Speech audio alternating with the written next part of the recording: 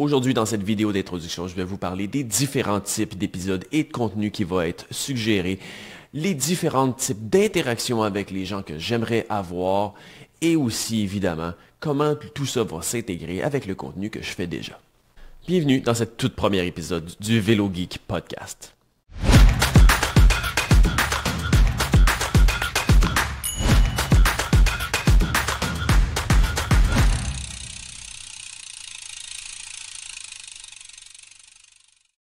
Bon, rentrons dans le vif du sujet. C'est quoi le but finalement? Pourquoi j'ai créé le Vélo Geek Podcast?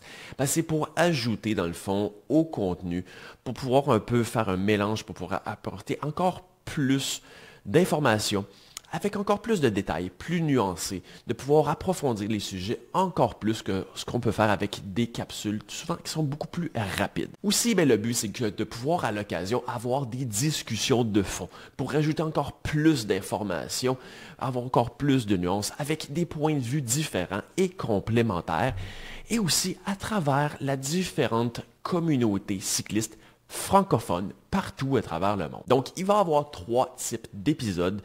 Et il va toujours avoir, à travers ces mêmes épisodes-là, le concept d'avoir, à chaque fois, on va traiter de 3 sujets. Donc, 3 idées, 3 questions qu'on va poser à travers chacun des différents types d'épisodes. Et le but, évidemment, va être de recevoir une personne dont les compétences sont très approfondies dans le sujet auquel on va traiter lors de cet épisode. Il va y avoir d'autres choses de nouveau aussi, c'est-à-dire de l'actualité technique. Donc, je vais prendre 3 dernières nouvelles, finalement, du monde du vélo au point de vue technique, que ce soit des nouveaux produits ou quoi que ce soit.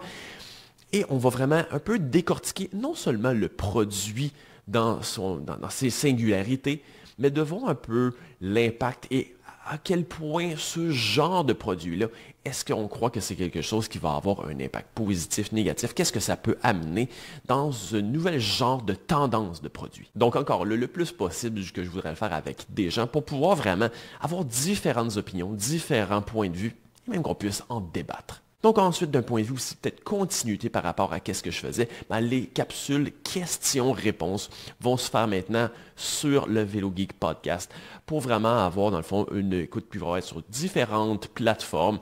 Donc, je vais toujours de prendre vos questions les plus pertinentes posées sur les vidéos de la chaîne YouTube. Donc, on va vraiment pouvoir prendre le temps d'y répondre de plus en détail possible. Mais au-delà du concept, qu'est-ce que je recherche un peu comme ambiance? Avant de dire comment je voudrais faire les choses, finalement, des fois, ça donne peut-être toujours autant d'indices de savoir comment je ne voudrais pas faire les choses que comment je voudrais faire les choses. Une chose dont je veux vraiment me retirer, que je vois déjà beaucoup, mais c'est pas ce que je recherche, c'est un peu d'avoir une entrevue. C'est-à-dire, quand je vais recevoir des invités, je ne veux pas les traiter comme une personne dont je vais interviewer, dont on va essayer seulement que je lui pose des questions ou qu'il me donne des réponses, ou il me parle un peu de son passé, de ses connaissances, de son parcours. C'est pas ce que je recherche. Ce que je veux ultimement, c'est que le podcast ne soit pas centré autour des individus, mais autour des informations données au public. Donc, à chaque fois que je voudrais recevoir quelqu'un, je ne veux pas le traiter comme un peu un invité que je vais interviewer, mais davantage comme un co-animateur dont je veux avoir une discussion finalement, un échange, potentiellement même un peu un débat, un échange d'idées. Donc, comment tout ça va s'intégrer? Parce que non, effectivement, je ne veux pas non plus que ce soit quelque chose qui est totalement indépendant et distinct de ce que je fais déjà. Je veux un peu que ce soit une continuité, une amélioration. Donc, non, il va continuer à avoir des capsules d'informations de façon régulière, des revues de produits sur la chaîne YouTube, mais il va avoir un peu un certain mariage d'informations entre les deux. Donc, comme par exemple, pour tous ceux qui vont vouloir voir les épisodes dans leur intégralité, je vous suggère soit d'aller voir sur les différentes plateformes d'écoute audio, évidemment, comme Apple, Google et Spotify. Mais aussi, les versions dans leur intégralité en format vidéo seront disponibles sur la chaîne dédiée du Vélo Geek Podcast. Mais ce qu'on va retrouver aussi, c'est sur ma chaîne YouTube principale, va se retrouver finalement des extraits plus courts des différentes, si l'on veut, chapitres ou questions ou thématiques qu'on peut avoir à travers les podcasts de plus longue durée. Ça va permettre non seulement une diffusion, mais aussi un échange dans les commentaires sur vraiment les aspects plus spécifiques qu'on va parler à travers les différents épisodes.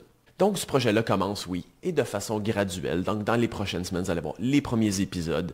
Et aussi, évidemment, si vous voulez partager, si vous voulez vous impliquer, si vous voulez collaborer avec la chaîne, le podcast, ça va être quelque chose qui va me faire vraiment un très grand plaisir. Comme je dis, le but, c'est vraiment un peu en même temps de créer un aspect communautaire, c'est-à-dire de rencontrer différentes cultures francophones à travers le monde dans le merveilleux monde du cyclisme. Donc, si vous voulez rentrer en contact avec moi, n'hésitez pas à aller voir dans la description, tous les liens vont être présents. Et sur ce, on se voit très bientôt. VéloGeek est présenté par Martin Turgeon Service Cycliste, le studio spécialisé en positionnement et ergonomie cycliste situé à Mont-Tremblant, avec une approche personnalisée, des technologies comme la cartographie de pression de selle et les capteurs de mouvement dynamique et bien entendu, mon expérience et savoir-faire, le confort et l'optimisation de votre vélo vous attend. Pour venir me voir en consultation, prenez rendez-vous au mt-servicecycliste.com.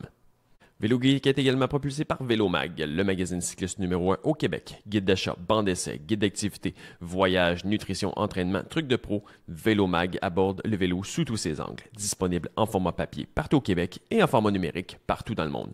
Pour vous abonner, consultez levelomag.com.